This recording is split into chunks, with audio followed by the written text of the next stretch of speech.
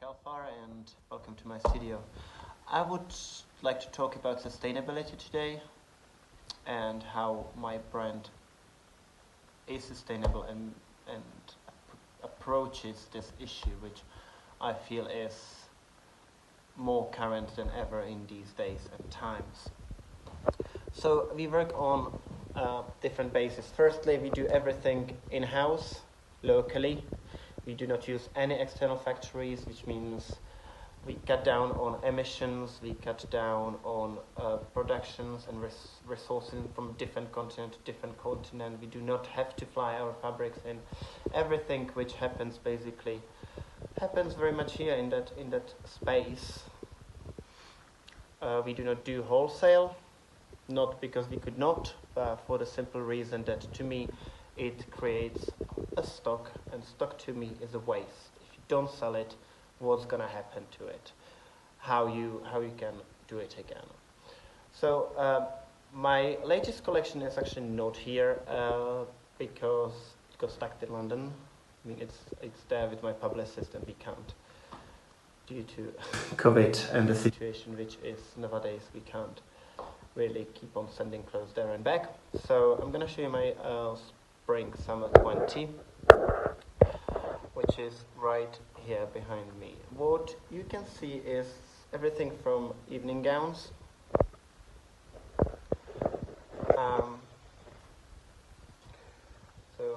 which would be like this one. This is actually Ahimsa piece silk, animal cruelty piece silk, which didn't hurt the caterpillars in any way or shape. It's only been picked up after they left the cocoons, and therefore it's vegan approved, it's organic material, and it took about a month or month and a half to really get this, because the fabric is actually made, the pleating on the fabric is made here, it's made by hand. We do use very little machines, and majority of it is made by hand.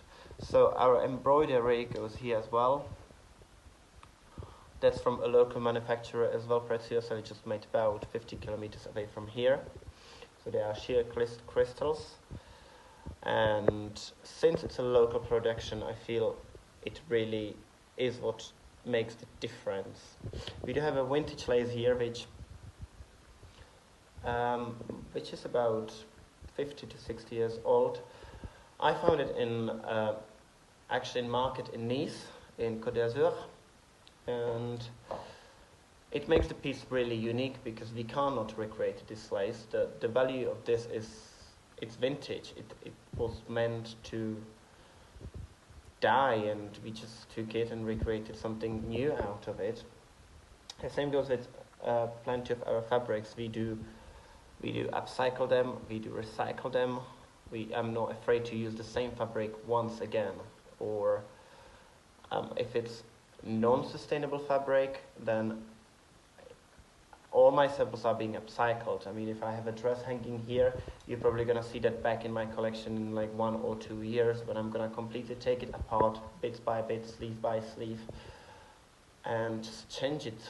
I don't like for it to just hang here. I think it should have a new life, and it should just go back to live again. So our principles in sustainability are upcycling of old garments, recycling of fabrics, it's zero waste, made locally and made in-house.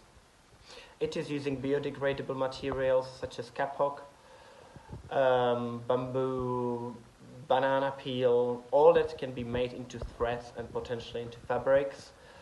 Our policy is to be fully vegan, which means if we use a silk, it's going to be a piece silk.